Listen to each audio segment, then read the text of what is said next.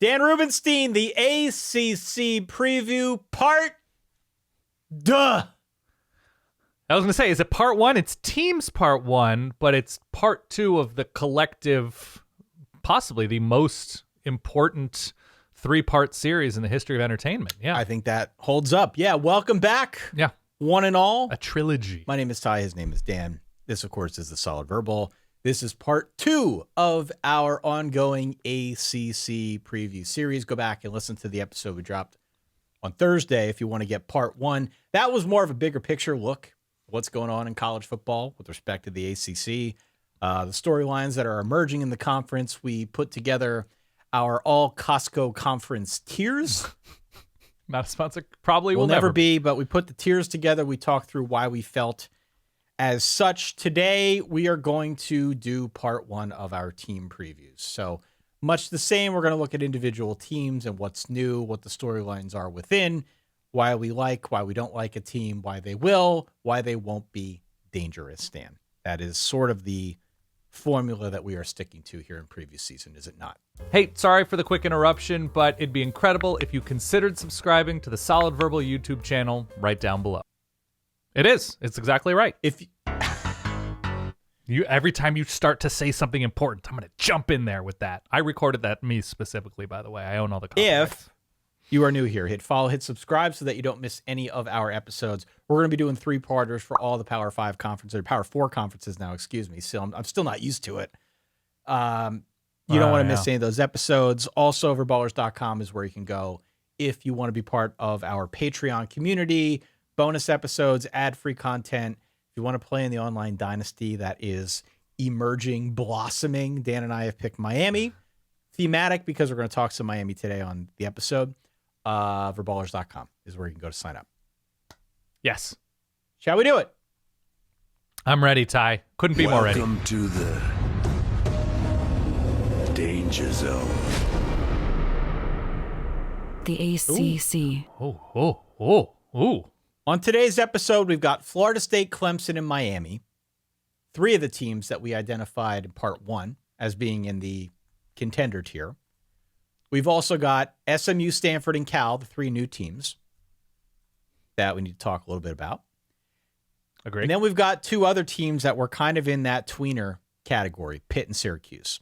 Interesting in their own right, but for much different reasons. Where would you like to start? Florida State. Florida State should have been a playoff team last year. You can nitpick whatever that process was or was not, but they are of playoff caliber last year. They are the clear returning class of the provenness of this conference. So I'm going to say Florida State. Let's start there. Great season last year, right? Yes. Ended awkwardly because of circumstances, but all told 13-1. Had the Jordan Travis injury. That was a bummer. Then the playoff stub. That was another bummer. And then the 60-point loss in the Orange Bowl after the roster had completely been hollowed out. Like a nice triple play of stomach punches. I won't even joke about that. It was tough to watch from afar, let alone if you are a Seminoles fan. So you have my sympathies, you have my empathy. That was not a great way to end the season. And much of that, unfortunately, was through no fault of Florida State. It just kind of came off the swivel in a really unfortunate way. But 13-1, all things considered, pretty good season. And I think building now into 2024 with a lot of promise. So Mike Norvell got to that point last season. Now, as we look forward in 2024, the Noles are 90th in returning production. They lose a lot on both sides of the football. The good news, Dan, is that there's a lot back along the line. And Alex Atkins is an awesome offensive line coach. He's very good at this. The bad news is that almost everything else is new. New quarterback, DJU. Now in his third school, mind you. Not a precision passer, but he's solid.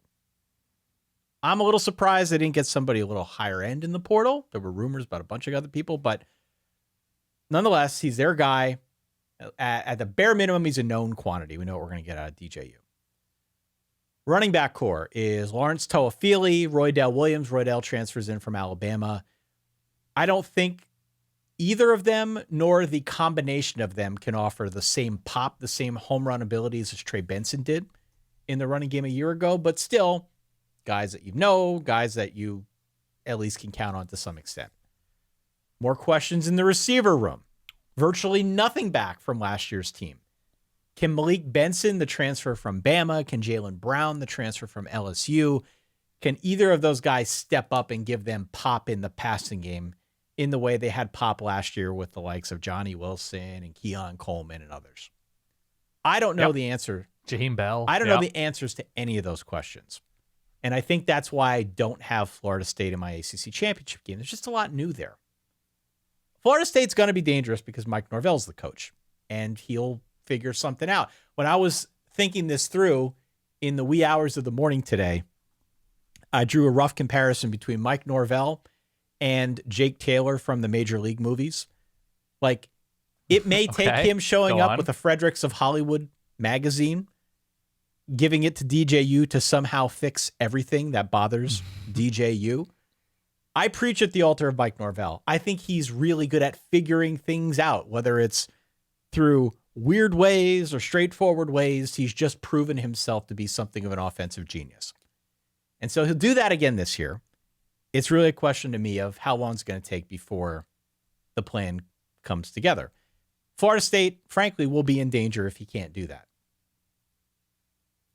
Agree. I think that's all right. I think Florida State's done a really nice job of complementing good, maybe not great by their own standards, but good high school recruiting with really strong portal recruiting. Yeah, they've been the example I've used for that. For months, for years now. I think Mike Norvell's a really, really bright coach. I think there's a reason why he was rumored as part of that Alabama search when that job came open. He is one of the best coaches in college football. He is one of the best offensive minds in college football. And so you give him, much the way we were giving some other coaches on our part 1 episode, the benefit of the doubt. You give Mike Norvell the benefit of the doubt that, yeah, it might not be the same cast of characters from a year ago, but he still knows how to coach offense. He hasn't forgotten how to coach in general. He will find a way to piece this thing together and put out a good season with Florida State. Their over-under is 9.5. I think that's for a reason. I think that's justified. Florida State's still going to be very good. Just to reiterate, though, my question from part 1 was, how big of a step back are we going to see? I don't think it's going to be a terrifically large step back on defense because I think there's star power on all 3 levels. If you remember, it was the defense, even missing the guys that have left for the NFL, right? I think there's still star power along the defensive line. Patrick Payton highlights that. DJ Lundy in the middle of that defense. Fentrell Cypress back another year, the Virginia transfer at corner. Shaheem Brown. Like, there are good names on all 3 of these levels that I think will mean that the offense is not going to need to score a ton. I think the offense will be fine. I think it'll take a minute for star power to emerge on offense. The reason I don't think Florida State's particularly dangerous by their own standard is I think DJU is just a touch too erratic for me to feel confident in them taking that next step, which would be more comfortably beating quality teams than they did last season. So that's why I'm just not crazy confident in Florida State a year after they've lost so many of those building blocks to last year's success. But I think the defense will win them probably more games.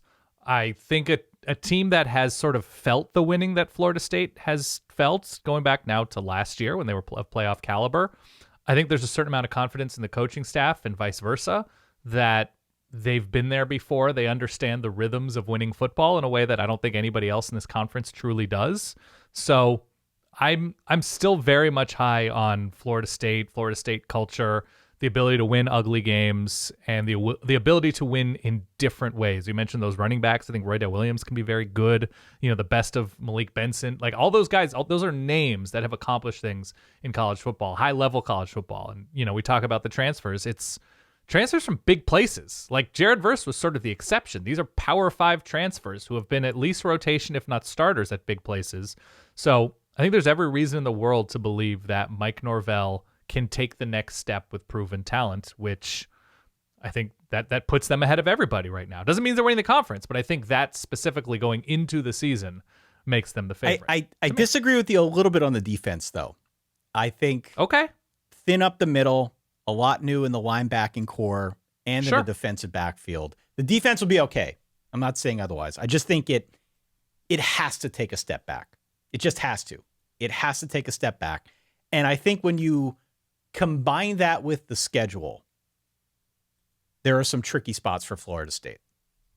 I think the schedule is pretty difficult for the Noles this year, given losses, given situations. Maybe the sneakiest schedule in college football. If you're like us, if you believe in the power of the letdowns and the look-aheads, things that don't really have much statistical backing. Georgia Tech in Dublin to open the year, favored by 13 points. Eat it, Bambino or Grana. Continue. Georgia Tech in Dublin. We know Tech can score. We know Tech can score, right? We know Tech can score. What does that mean for the linebacking core, for the secondary with a mobile quarterback? Go to late September, road game at SMU, another team that can score, before the home game against Clemson. Possible look-ahead spot. Mid-October, road game at Duke a week before a road game at Miami. That Miami game, by the way, right now, per bookmakers, is a pick'em. And then a week later. At Miami, you said? Against Miami. Yeah, on the road. Yeah. And then a week later, it's North Carolina at home before going back on the road to play Notre Dame. Notre Dame currently about a 3.5-point favorite in that game. Very, very far off in the future, but you get the point. I'll also add in that there is the game in September against Memphis, another team that can throw, that can score. That could be a tester against this defense. They also close out the year against Florida. Right now, FSU favored by double digits in that game. But again, that's way off in the future. Who knows what version of Florida we're going to get that by that point in the season. I think it's a tricky schedule. I think there are odd situations here. I could see Florida State dropping a couple of them. So here's my question. That for me is why I'm a little bit out on Florida State in terms of them making my ACC championship game, Dan. Sure. I'm not all the way out that I'm not going to put them in the contender tier. They're clearly still contenders. It's just there are too many variables here for me to feel overly confident in Florida State the way I did a year ago. I was all in on the Noles a year ago. But you still have to feel better about other teams, right? It's not just like the confidence level. It's just like what I do. Okay. And you do. So based on your evaluation of Florida State in that newish look offensive line, obviously quarterback skill talent, thin up the middle on defense, per tie, must credit tie. Who is built to take advantage of that on this schedule? Like, do you think Damian Martinez is going to run wild? Do you think Notre Dame will push him around on the road? Like, who is built to actually do it, not just point out that Florida State might have some deficiencies? The teams that I think can throw the ball and have a mobile quarterback are the ones that I'm most interested in on this schedule. So you think Dublin week 1? That's what I'm saying. Haynes King can move. It would not surprise me. Okay. Dublin week 1. It would surprise me a little bit, but it would not be as great of a shocker if coming out of that game, Georgia Tech's the winner. Friday night on the road, short week. Actually not a short week because there's a bye the week before that, but on, a sandwich between Clemson and Miami at Duke. I think they will, Duke will have Florida State's full attention, but that, I don't know. That's a little troubling to me. That like Duke might not have a great record at that point where Florida State kind of looks past them a little bit. Florida State's had a couple games like that. They had a couple games like it last year. Had it last year. Yeah. So they're not above that by any stretch. And that was a team that was heavy on leadership last year with a new cast of skill position players this year. Who knows? Okay. Good team. Fair enough. Good team, not as good as last year. I don't see how they could be. Yeah, it's the DJU factor to me. That gives me the most danger pause. I think the best of Jordan Travis and the best of DJU are in two separate camps. That brings me to Clemson. 9-4 last year. They beat Kentucky in the Gator Bowl. It was a fun game. 38-35, something like that. Yeah. For a second, Dan, for 1 second, I want to do a thought experiment with you, if we could. I want to remember the wise words of a prophet we've talked about often on this show. Ashanti again? No. This is Katie Heron from Mean Girls. Oh, good reference. I believe her exact quote, and I could be botching this up a little bit. The portal does not exist. Maybe I got that quote wrong. I'm not sure. But what if the portal did not exist, Dan? Where would we be? Where would we be as a society if the portal did not exist? Yeah. If the portal didn't exist, do you think the portal has hurt Clemson? Or do you think that they still would have had these same issues? It probably would no still matter be what. the same issues. Yeah. Here's why I bring this up. This is a long wind-up. I apologize. It's okay. Continue. I have 3 preview magazines in front of me on my desk. I have sampled a handful of other ACC preview podcasts, just as a primer. Yeah. I find it striking. I find it notable. I think it's more than a coincidence that nearly everyone's Clemson opinion is shaded by Dabo not using the transfer portal. It's like the lowest possible hanging fruit. We've done it. I've done it. Of course. Same. But you read a lot of, well, Clemson was one of only 4 teams that didn't use the transfer portal. The other 3 were service academies. To be clear, that is funny. Yeah. That is a funny stat that you can trot out here when you talk about Clemson. Also, Not if you're a Clemson fan. Not if you're a Clemson fan. Also, I think it's terrible strategy to not use the portal at all. Even if it's for like 1 or 2 guys a year to help. Mm-hmm. But I also think it's a little short-sighted to base everything on what Dabo didn't do and ignore what he did do. Because I think Clemson will be better. I think he made the team better. Totally separate from the portal with what he's done in the recruiting game. I think Clemson will be better, and I think it's going to be Clemson versus Miami for the ACC title. And I can explain why here the deeper we get into this episode. Okay. We've been saying the same damn things about the Clemson offense for the last couple years. In its heyday, what was the Clemson offense? The Clemson offense worked best when there were good receivers out wide who could win 50-50 balls. That's where the pop came from in the passing game, all right? By comparison, Clemson was near the bottom of college football last year in passes over 20 yards. Defenses did not respect the passing game. They could commit more resources elsewhere. Clemson, by default, ended up being sort of a pickleball team with a lot of short stuff and virtually no explosion, especially in the passing game. They just haven't had those guys. They haven't had T. Higgins out wide that can go up and win those balls and give that passing game a different dimension. Fast forward to this year now. Bunch of guys back on offense, 9 guys back. The 2 players I am most excited about are not back. They are freshmen. They are TJ Moore and Bryant Wesco. 2 blue chip wideouts that they brought in. They were Clemson's top 2 recruits this cycle. Jeremiah Smith, you remember him from Ohio State? He got a lot of love. Sort of as a token freak out wide this recruiting cycle. Go take a look at what TJ Moore did in the Army All-American game. Go take a look at what his comp is on 24/7. By the way, it's T. Higgins. Was his competition Power 5 level corners? It's the Army All-American game, one could assume. I know. Okay. His comp is T. Higgins. Bryant Wesco, another guy. If you go and read what 24/7 had to say about him, it said that he regularly makes, quote, combat catches. I've never heard that before. That's a good phrase. Combat catches? For sure. Yeah, can we use that now? I think so. For sure. If both of these guys pops, that has the potential to change this offense in a really meaningful way. Can I jump in real quick? Let's make this personal to you, Ty. If I told you Notre Dame's offensive success in going from one of the, I guess, given the bar, worst explosive offense in America, right? I think there were something in like the 120s in terms of explosive play percentage or, whatever advanced stat you like. The great hope that they become a conference contender is based on true freshmen. Would you be like super pumped about Notre Dame's chances to hit that bar? I feel like you're doing this on behalf of Clemson fans, but like if you need, look, we've seen true freshmen come in and be incredible.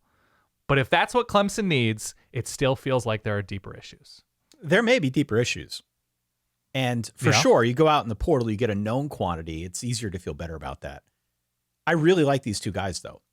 And I feel fairly confident that one of them is going to pop this year. Okay. I think you combine that with the fact that it's going to be Cade Klubnik's second full year as a starter. It's going to be Garrett Riley's second full year coordinating that offense. It's not crazy to think that just in general, totally separate from these 2 guys, that some sort of second-year boost is going to happen. We see that all the time. So I feel confident that offensively they'll be better. I feel confident. Can't be much worse. Well, at least throwing the ball and generating big plays. The big play thing was very problematic. And that's what I think they need to rectify the most if they want to get back to where I think they can get this year. Okay. So I feel good about the offense. I feel good about the recruiting haul. And though I know the portal stuff is low-hanging fruit and strategically is bad, it just is, I don't think that matters as much for Clemson because there's still a lot of talent in place. That being said, Clemson may be in danger if Cade Klubnik, and the Cade Klubnik we saw last year is the real Cade Klubnik. Because that Cade Klubnik turned the ball over way too much. His completion percentage on plays where guys were graded wide open, which is a thing that, places grade, it was among the lowest in college football. His inconsistency is a real concern. And especially when you consider how bad Clemson was in the red zone last year and how many close games they played in. It's fine kind of in a vacuum to look at these stats, but when you look at the actual context, you're playing in close games, you're having opportunities in the red zone. Oftentimes, those are the games, those are the situations that have a very slim margin. And if you've got an inconsistent quarterback, that can come back to bite you. So he needs to be more responsible with the football. He needs to make better decisions out there. I should also add another thing that puts Clemson in danger is that there is new blood up front. If it takes too long for that to gel, that's a problem. I'm talking specifically about the Clemson defense, right? I think the Clemson defense will be pretty good. I think that'd be really good. I think TJ Parker is a stud in the makings. He might be the best in the conference. But the other three guys in the trenches are very talented, very green. It's a front-loaded schedule as things stand right now. So if there is any kind of feeling out period, if it takes a while for everybody to get on the same page, it wouldn't surprise me if one of those opponents in the first 7 weeks of the year, jumps up and bites him. Well, Ty, certainly they start with somebody that they can just sort of, get a little bit of momentum, Georgia. a little bit of rhythm. Georgia. They're a 13.5-point dog against Georgia in Atlanta to open the season. They've also got, here are their first 5 games, all right? First 5 games, they got the quote-unquote neutral site game against Georgia in Atlanta, Mercedes-Benz Stadium. App State at home, NC State at home, Stanford at home, and Florida State on the road.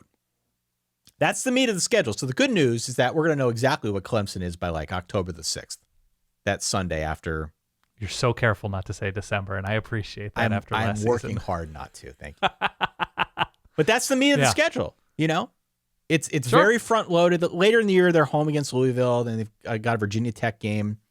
Both of those are on back-to-back weeks. They close out the rivalry against South Carolina. But, I think we will know everything we need to know about Clemson by week 6 or 7.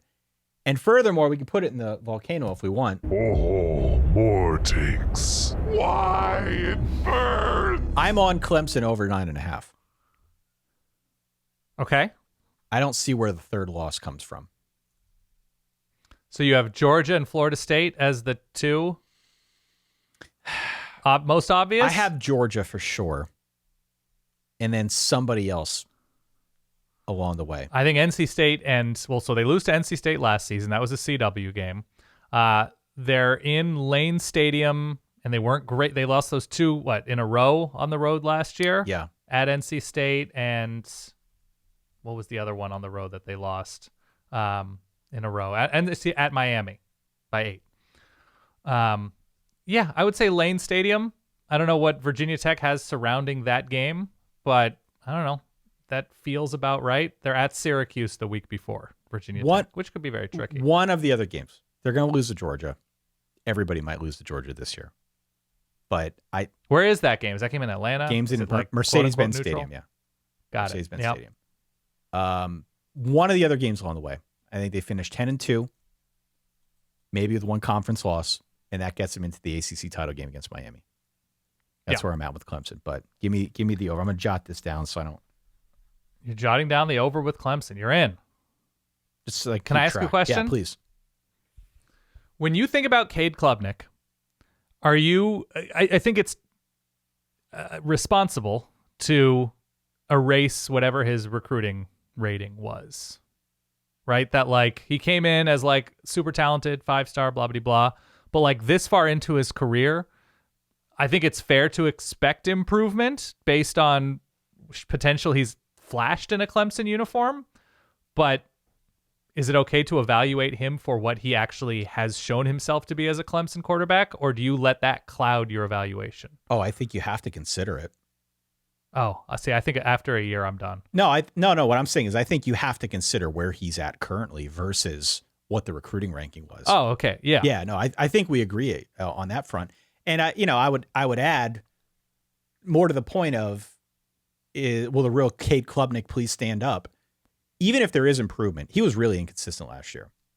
And typically, it happens all the time where guys improve on their consistency in an offseason. Another year in an offense, they take a jump forward. So I think he will be better, but I still don't think all the inconsistency is just going to vanish. That generally does not happen. So Some elements of that are going to be here, whether he improves or not. It's just a matter of how much he can get rid of that inconsistency, given the fact that they were in so many close games last year. Red zone offense was a problem. Like, can he improve his consistency in the ways that truly matter and can help get this team to the next level? That's the open question. Here, see, the thing with me with Clemson is based on what this defense returns on all three levels, based on where they were last year, they don't need much on offense to win 10 games. Like the actual like support that this defense needs, like they should, if they're scoring 24 points a game, like in a reverse Brian Ferentz situation, right? Yeah. Or exact Brian Ferentz situation in some ways, that should be plenty. That should be plenty against basically all of the non-Florida State, Georgia, and even still, we don't know what to expect out of this Florida State team. That should be plenty.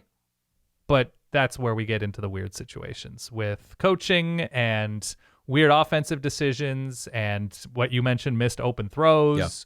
Yep. That's the issue. Like Cade Klubnik, strip sack completely, and scoop and score completely changes that Florida State game. Yep. Goes from being, basically a 14-point swing.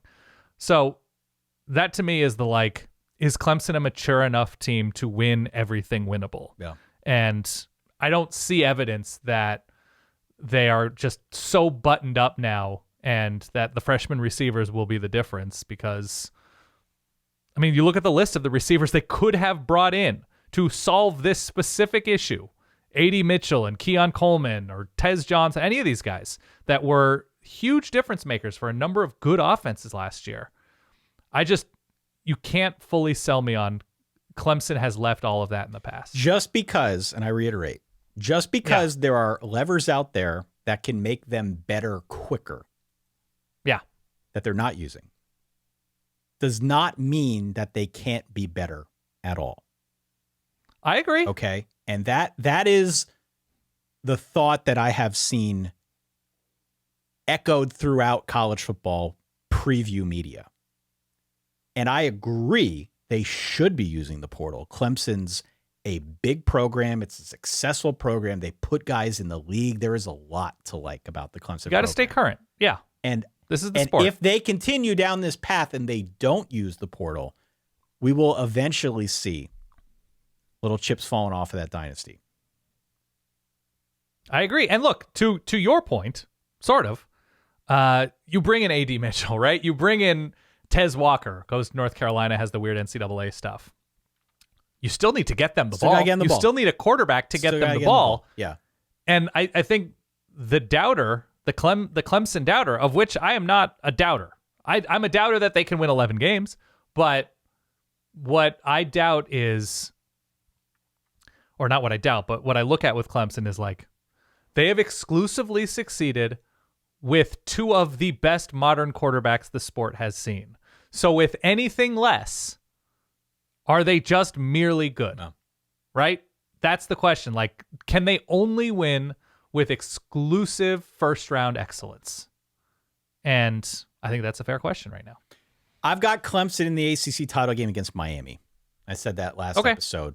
I am aggressively pro Miami this year for a whole host of reasons, but mostly because of how Mario Cristobal has built the roster.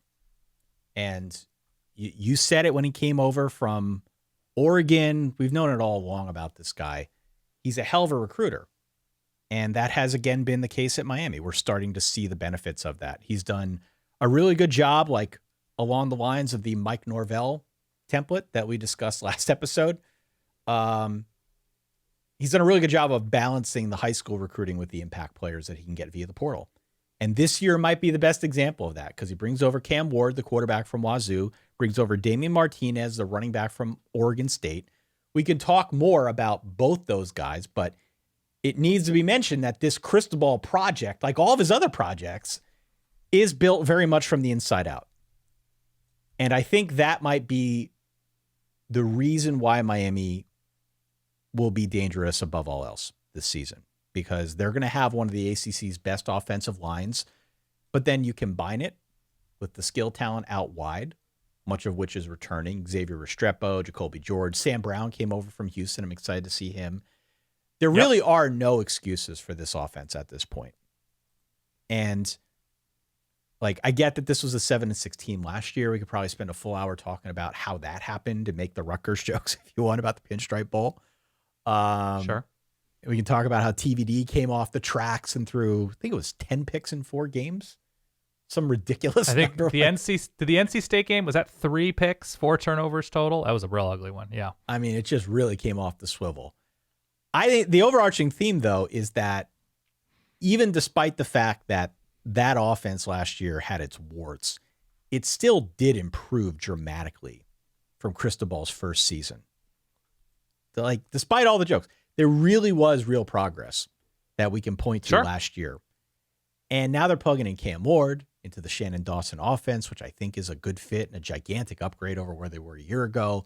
You know where I stand on Cam Ward. I watched every play of his after he transferred out of Incarnate Word. I've been waiting for this moment when he can step into a big-time offense to see what he can do. The best move, though, might be the Damian Martinez one. He's the exact type of runner that Cristobal wants. He's physical. I think he's going to eat well on this offense. This is Mario's best offense since he's been in Miami. And it comes down to the question I posed in the last episode. It's, can he win in spite of himself? Can he win with all of these players? Will he know what to do with these guys, having them all together on the same offense? Because this is a loaded offense that should be a force no matter who they're playing this year. Right. Okay. I'm not a huge Cam Ward guy. I think at his best, and he showed it against some good teams last couple years. A lot of short stuff, a lot of erratic throws, a lot of like not throwing within the rhythm of offenses. I love Francis Mauigoa. I like this offensive line a lot. Right tackle might be an All-American. Love Damian Martinez, runs hard. I think the receivers are fine. Yeah. I like Restrepo a lot. And I think they've recruited there that somebody else is going to emerge. I think they're going to be led by their defense, but we saw those lapses last year where guys just running open or the horrific tackling. And that's what either loses you dumb games or you have to overcome to barely, by a gust of wind, beat Virginia. All due respect to the Hoos. My point of contention with that, though, is that I would not say they're led by defense. I think they're led by their lines. First and foremost, led by their lines. I love Ruben Bain. There's star power on both lines. Both sides. Because there's a big-time danger zone, if you want to hit the button. Thank you. Big-time danger zone in the Miami secondary. Because they're fully rebooting that defensive backfield. Had some luck in the portal. True. I think the floor is still pretty high for that unit, but I'm looking at some of these games against quarterbacks that can move, especially. USF can move. Virginia Tech, Kyron Jones can move. Maybe a healthy Tyler Shuck can move. Malik Murphy, Haynes King. One of those games is going to end up as an upset or a close win when you didn't expect it. So your ACC champion has a shaky secondary. It does. In July. Yeah, it does. Okay. It does. The front seven's loaded, though. The defensive the defensive line lost some guys to the NFL, but the high school and portal recruiting were just, again, outstanding. And they're going to end up as one of the best 10 or so defensive lines in the country. They're really good up front. Again, leading from the lines on out. Also, the schedule. Like, I can't talk more about Miami without talking about the schedule, because it reminds me a lot of Notre Dame's in that there are a handful of name brand teams that are going to get people talking, that will give it credibility, but it's spaced out really well, and there aren't any crazy runs here. You know, they open the year in the Swamp against Florida, which is an enormous game for both teams. Miami's favored by about a field goal right now. We spent all offseason talking about Florida and how they're going to be down bad, but I'd be afraid of that game if I were a Miami fan. It's still an in-state rivalry. They've got a road game against USF, then a home game against Virginia Tech, back-to-back weeks. Come on, Byron Brown gets the sound. They go to Louisville, they come home to play Florida State, back-to-back weeks, but like not any crazy runs. So I'm really in on Miami. I've got Miami winning the conference over Clemson. If we want to throw one more in the volcano, let's go Miami over 9. Oh, more takes. Why it burns. I think that's all I have to say about the Canes. I love this alignment with you and what you call him, Mario Cristobal. I love that you are attaching yourself at the hip. Yeah, I am. To Miami not losing dumb games. I'm still fearful of it, and I think there will be dumb games.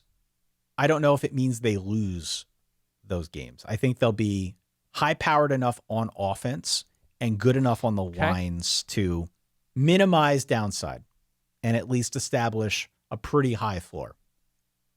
Okay. So I'm in. In for a dime, in for a dollar, or whatever it is. Whatever the saying is. I'm in. Have fun with all of that. I'm in on Miami.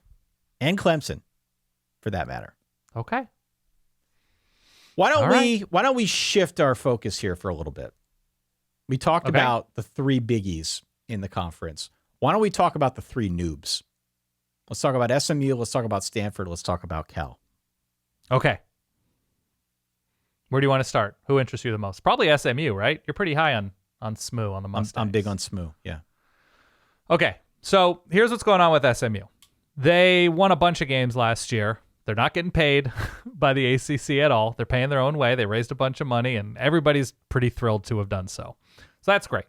SMU's schedule is, I think, trickier than you think it is. I think it's beautiful. This is a work of art if you're an SMU fan. I love it. I love this schedule. As I pointed out on our part 1, 0-3 against Power 5 teams last year, Oklahoma, TCU, and Boston College of this conference. They are of the ACC, Boston College. Maybe that was Jeff Hafley, BC. This is now Bill O'Brien, BC. SMU won a bunch of games against pretty subpar defenses last year. I think their offense is built to score points and move the ball against a lot of these ACC defenses. But I want to pump the brakes a little bit on, maybe it's just but a certain amount of perception that they're ready to compete in this conference. I think there will be fun games. I think there will be 41-38 games. I'm not sure if they're going to be the 41 or the 38. I like the improvement that this defense has shown. It's certainly moving in the right direction. They've recruited the portal really well. I like Preston Stone. I think it was Jennings, the backup quarterback who came in relief and won a couple games last year. That was super impressive. I like Rhett Lashley as a head coach. I like what he's done in, I guess it's technically Highland Park in Dallas. I like all of this. I just think that we're searching for something unique.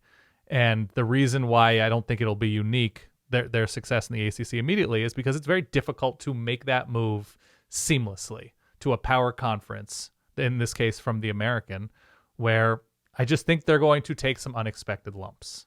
And I think it'll largely come from week in and week out playing in trenches against some of these teams and getting pushed around a little bit more than they were used to in the American.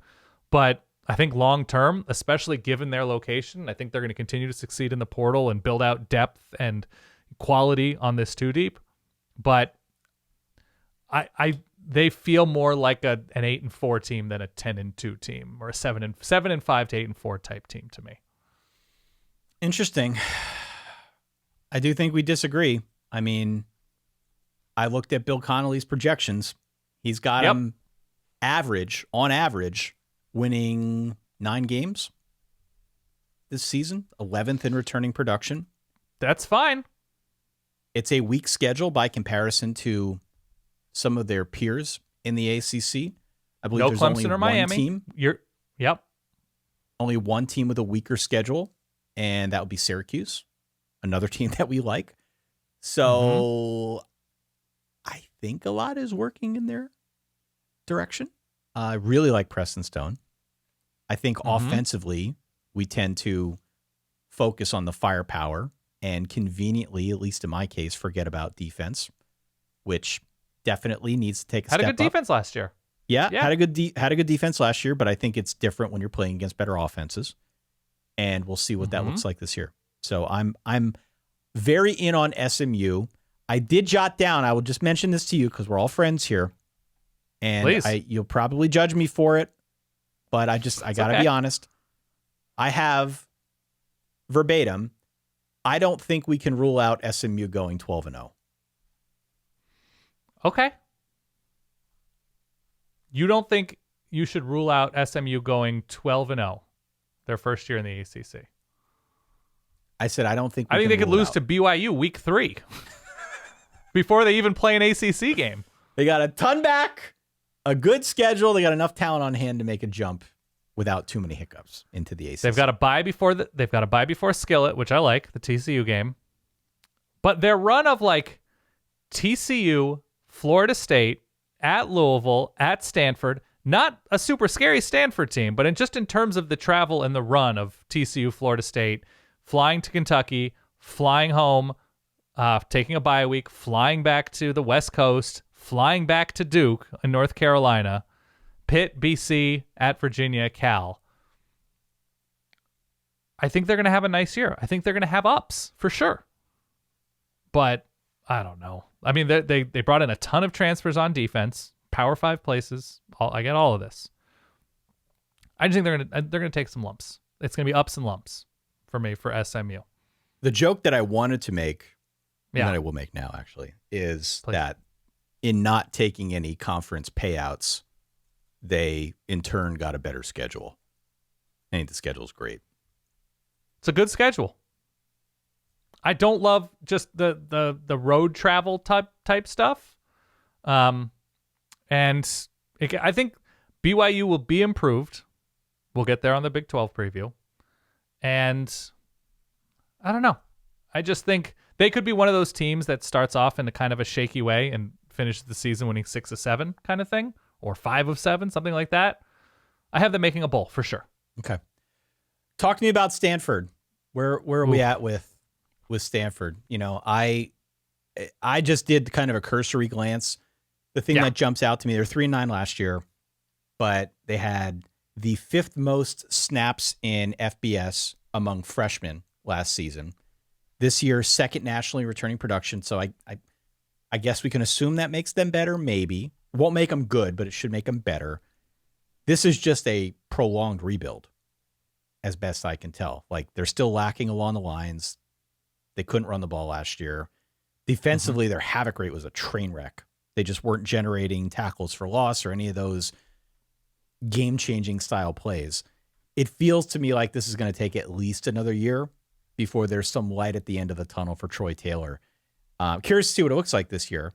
And in his time at Sac State, ran a really diverse offense before coming to Stanford. I think there are reasons to still like him.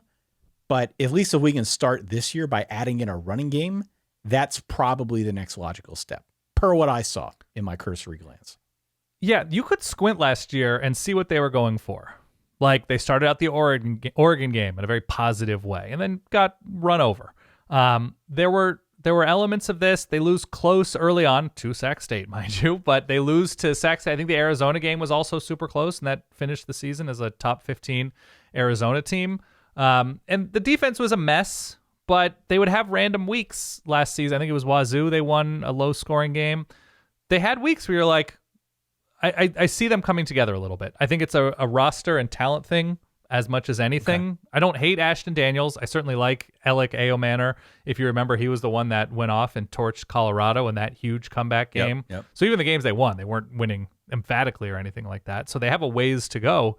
But I don't know. Troy Taylor's recruited pretty well, all things considered. You know, it's a tough time to recruit to Stanford, portal-wise. But from the high school ranks, they have a quarterback of the future. Their line recruiting has been good once again. So I think there are foundational pieces there. I think they're at least a year away, if not 2, from really, threatening 8 or 9 wins. But what you have to do as well with this Stanford team is you have to separate what they have from the road they're going on, which is awful. It is truly so bad. I think it might be the worst ACC schedule. Maybe you disagree. They're another team that has TCU. They're at Syracuse, at Clemson. Virginia Tech comes to Palo Alto, at Notre Dame, and have SMU in the first 7 weeks of the season. Man. At NC State and Louisville back-to-back. And it's at Syracuse, at Clemson late. They have to travel to the East Coast for NC State as well. So there's a lot of East Coast travel there. They're a sandwich game for Clemson, if you like looking at that kind of thing, if you're getting like a tasty early line. They're a sandwich game for Clemson between NC State and Clemson at Florida State. But listen to this. They get Notre Dame, Louisville, SMU, NC State, and Syracuse a week after those teams have byes. Really? All of them? All 5 of those teams. Remember when Brian Kelly complained that like 10 of 12 Notre Dame teams had Notre Dame after bye weeks? Yeah.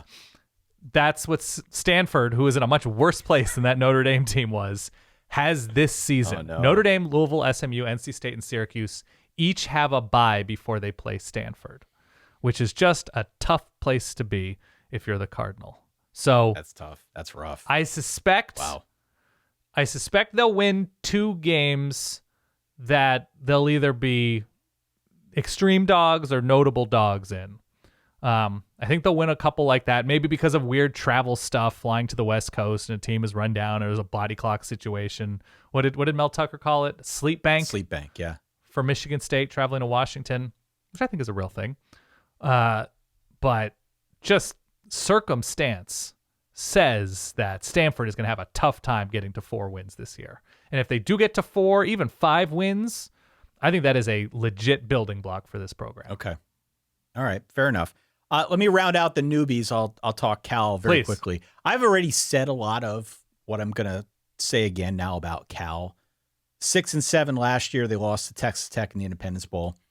I think they're dangerous because, first and foremost, on the topic of scheduling, they're a cross-country flight this year for Miami, NC State, and Syracuse.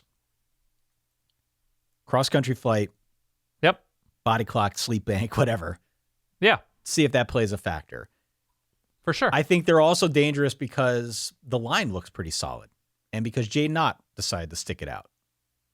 Mm-hmm. They're also dangerous because their quarterback room is deeper. Chandler Rogers from North Texas, Fernando Mendoza played, I think, pretty well last season, all things considered. Nearly beat USC in that shootout. Yeah. I think they're also better off now that Jake Spavital left. He took the job at Baylor. The line. You think they're better off? I do. And here's why. Oh, man, I don't know. Why. They didn't field a good offense in forever. Here's why. Spavital offense put so much pressure on the defense because it was up-tempo.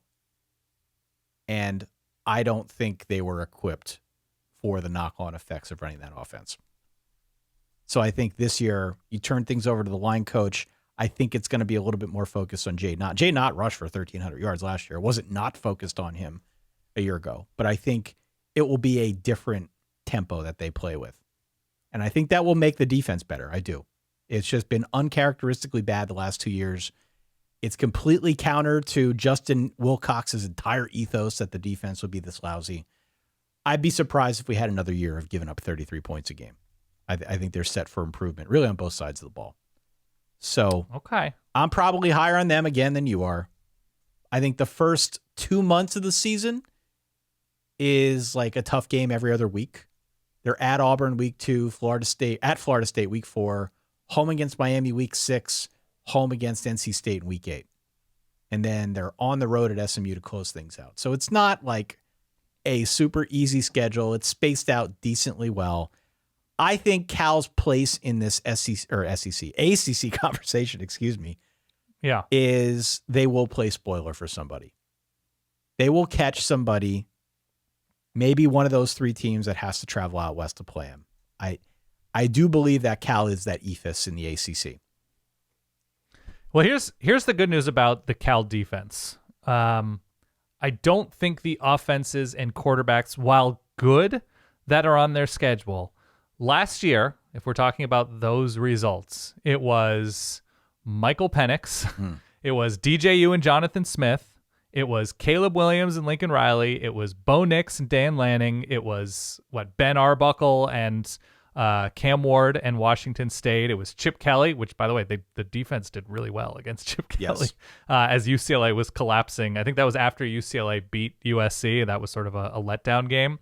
But the best of what Cal faced on offense, I think, is largely going to be way better than what the ACC will largely be this year, just because of the age and experience of, Penix and Washington, Bo Nix, Caleb Williams. Like, that is just, those are 3 top 12 first-round quarterbacks that the Cal defense had to face. So maybe some of those numbers and some of those results are skewed a little bit by that run. I think the offense they face will be good, but I don't think it's going to be as title wavy. To close things out, let's talk about Pitt and Syracuse. Okay. We're very high on Syracuse. There's a lot of steam on that program. I think we like Nard Dog and Pitt a lot. We generally like to give him benefit of the doubt. Be clear.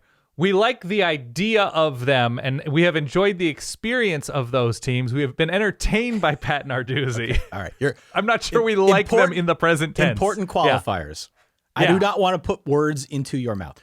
Start with one of these teams. Go ahead. Take it. Okay. Shut me up. So Pitt is interesting. I think in terms of the teams that are interesting in this conference, because we know Pitt and Pat Narduzzi have won, have fielded good offenses, have developed good players on offense, and obviously have fielded good defenses. Last year, they fell off a cliff. Everything went wrong. The pairing of Phil Jerkovic and Christian Veilleux, is that how do you pronounce it? Veilleux, yeah. And was it Frank Signetti, who came back for another run as offensive coordinator for Pitt? It just collapsed. It fully imploded, and it did so pretty quickly if you watch the backyard brawl. So I'm willing to give Pat Narduzzi a mulligan because he has found good players. They've developed good players. They have developed good lines specifically up front on offense. But he felt he needed to make a dramatic change. They bring in, I think it's Cade Bell from Western Carolina, who scored about 40 points for Western Carolina. And Nate Yarnell, I think, showed definite promise at quarterback when they went to him late in the year, third quarterback they went to. And so he looks like he's the guy. They've just made mistakes with offensive vision over the years. For every Kenny Pickett, you're getting Max Brown. You're getting, other USC quarterback who I'm sure Pitt fans want to forget. Keaton Slovis. Keaton Slovis. There you go. He's been enough places. That you have to question, like, what is the vision here? What is the actual vision for this offense? And is Pat Narduzzi confident enough in his defense to allow them, and this is like your bugaboo this year, to play quickly like Cade Bell most certainly wants to do with Nate Yarnell and a bunch of like really interesting returning talent on offense. Like I like how this offense is built. I don't know about the line, but in terms of skill guys, there's enough to like there.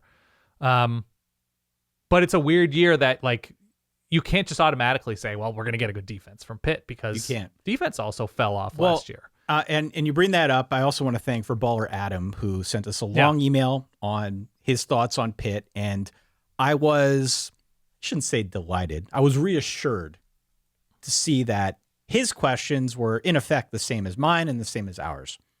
Yeah. He also brought up the defense. I remember my Pitt preview last year. I went back after the fact to see what I wrote then. I remember on the preview that we did, I read it nearly verbatim. And it was something to the effect of, yeah, we don't know who the stars are going to be on the defensive line, but this is Pat Narduzzi's thing. He just grows these guys on trees, and we'll get back to you in December. Not in the portal era. Still waiting on that one, aren't we?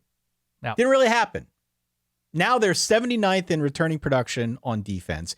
He's going to need to earn his stripes this year as that defensive mastermind that we know and hope him to be. Last year was his worst defense since 2018.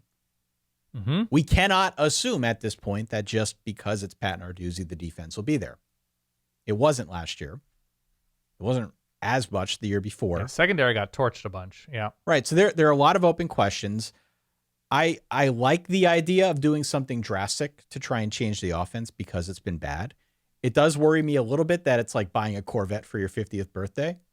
It's like, we're just going to do something drastic to make us feel good. Almost like a last ditch, right? You got to make a change or we're making a change. Yeah. Yeah. And I think it comes down to that. I think if in this era we can't see some positive momentum with what Narduzzi does in 2024, much to the point that Adam sent in, he could be coaching for his job in 2025. Oh, I think he might be this year. Because it's been long enough. And he's had success, but he's also had like some downsides of the ball that have been almost inexcusable. So this year they're at Cincinnati and have backyard brawl in Pittsburgh back to back. I haven't done a deep look at Cincinnati. I assume they're improved from the depths that Cincinnati fell to last year. I'm still not a Cincy believer, but I think they'll be better. I'm not either. I think they'll be better. They're in Chapel Hill in the first 5 games, which has always been a weird matchup. Their big travel trip, they're traveling to SMU. They have Clemson and on the road against Louisville back to back in November. Here's the how I'll qualify it though. If this offense does indeed click with Nate Yarnell and Cade Bell and a bunch of returning skill guys, and they figure out the offensive line, if it clicks to like the point where it's like a B+, we just have to understand that we might be in a universe where Pitt starts the year out like 5-1, and we have to readjust expectations, because he does deserve that benefit of the doubt. He has earned it, and despite all of his complaining, despite all of his exasperation at the state of roster building in 2024, like they could still win a bunch of games, be it in ugly fashion, be it in impressive fashion, given the changes on offense, but. Yeah, I think we have to sprinkle this roast with a little bit of 2023 was weird. I don't think they have the talent necessarily to make another like super impressive run, but I think saying that they could be understandably dangerous is fine. Their over-under is 5.5. I would not touch that with a 10-foot pole, Dan. Okay. We don't know if the offense is going to take the defense, to your point, probably less of a question, but still a concern given where it's been. And as you look at the schedule, there are 2, maybe 3 games that are guaranteed wins. And beyond that, maybe 9 or 10 question marks. We just don't know what this team's going to be. So we may have to adjust after week 6, our expectations. They could hit that over pretty quickly. It also could go horribly wrong. We don't know. Right. I mean, that's the fascinating thing. As you look at the defenses, what we perceive, a reasonable expectation for the defenses that they face early, Kent State, Cincinnati on the road, backyard brawl. West Virginia's defense definitely took lumps last year. Youngstown State should beat the Penguins, though. Was that the matchup way back when Notre Dame, like 2012, Pitt like went to overtime against Youngstown State, and that was like Notre Dame's best win was Pitt. And North Carolina's defense should be improved, but probably not incredible. And Cal, same. So like they have opportunity there. They definitely do to me. Let's close things out with Syracuse, Dan. Let's go to the Cuse. All right. Syracuse, my pet team. 6-7 last year, got smoked by 45 in the Boca Raton Bowl to USF, another team that we like, but great schedule. Got an influx of talent. We got real momentum, passion, energy with Fran Brown. How high is too high? Their over-under is 7. Yeah, and I think that's come up. I think there's been a bunch of Syracuse enthusiasm. I don't know if that was pushed up from 5.5 or 6.5 games, but I think that's come up since spring. How much is too much? Well, look, we know they have a decent quarterback, which they haven't always had, or they haven't always had decent quarterback play with your guy, Garrett Shredder. I think Kyle McCord will be decent. He's got an all-conference caliber pass catcher, tight end, receiver, hybrid, whatever, and Oronde Gadsden. I like the way that they filled in this defense in the portal. I like the pieces of the portal. I like Fran Brown's background. They should be able to run the ball if the offensive line is a little bit better. Yeah. That, it's hard to be crazy high on a team when you still have questions about line play. Now, they've addressed some of that in the portal. There's a lot of experience in the back end of this defense. Their schedule, and I say this as somebody, we're different generations, but we're roughly the same age. Tricky midsection. Yeah. I'm raising my hand right here. I can relate. Yeah. Tricky midsection to this schedule. At UNLV on a Friday night, flying way out west. At NC State, and a bye week before they're at Pitt and Virginia Tech. They finish the season hosting Miami, I believe, and miss Florida State, Clemson, Louisville. All things considered, I wouldn't say it's more difficult than tricky, but I wouldn't budge off of tricky before knowing what this offensive line looks like. So I like Syracuse. I'm buying low on Syracuse as a program right now. I think there's a lot of interesting things Fran Brown can do. But I'm curious to see what the next step looks like for Syracuse, because I think he built a pretty good staff, hit the portal really impressively, given the timing and how unfortunate it is to take over a team in the portal era. But gonna need to see it. Gonna absolutely need to see it before feeling great about them long term. But I also like them. I like what this program did. Like, I think they did about as well as they could have, considering where the roster was. Bringing Deuce Chestnut back, who transferred to LSU and is now back, all ACC caliber safety. I think there are pieces at every position group that could make this team a comfortable bowl team. I do. All right. So in terms of the over-under, if you gave me a half, right? If you gave me that half win hook, 6.5 or 7.5, I could probably answer it better. But I think if you told me they went 7-5, I'd say that sounds about right. I'm excited to see Syracuse. I think Syracuse and Pitt, we closed out with them here. Two of the more interesting teams in college football. Yeah, agree. Okay, that's part one. Coming up on our next episode, we will attack sort of the next best of the rest. NC State was in our contender category. Dan, you could tell us why. Louisville and Virginia Tech are lurking. We'll explain that as well. And then go into some of the plucky teams that we didn't have a chance to discuss on this episode. Georgia Tech, North Carolina. You included Virginia in there. I included Boston College. We'll also talk a little bit about Duke and Wake. So 9 teams coming up on part 2. I think we covered most of the Florida State, Clemson, Miami conversation on this episode, as well as our SMU disagreement. Write in solidverbal@gmail.com. Let us know your thoughts, what we missed, what we got right, what we got wrong. You can, of course, go out to verballers.com and subscribe to our Patreon if you want to get ad-free episodes, bonus content, be part of the online dynasty that we are putting together for EA College Football 25, and some of the other bonus perks that we've coming down the road here as we get into the month of August. And, of course, last but not least, hit the review button, hit the rate button, wherever it is you listen to this podcast. If you like what we're doing here, if you want to support the show, that's as good a way as any to do just that. I thought that was a pretty good tease for the next episode. I'm going to try my hand at it, too. New love interest on the Solid Verbal? A new witness emerges? Will there be murder? That's all I have. I'm trying to be more true crimey with this. True crimey. I like it. For that guy over there, my good friend, Dan Rubenstein, for myself, Ty Hildenbrandt, part 3 coming up on Tuesday. Yes. In the meantime, as always, stay solid. Peace.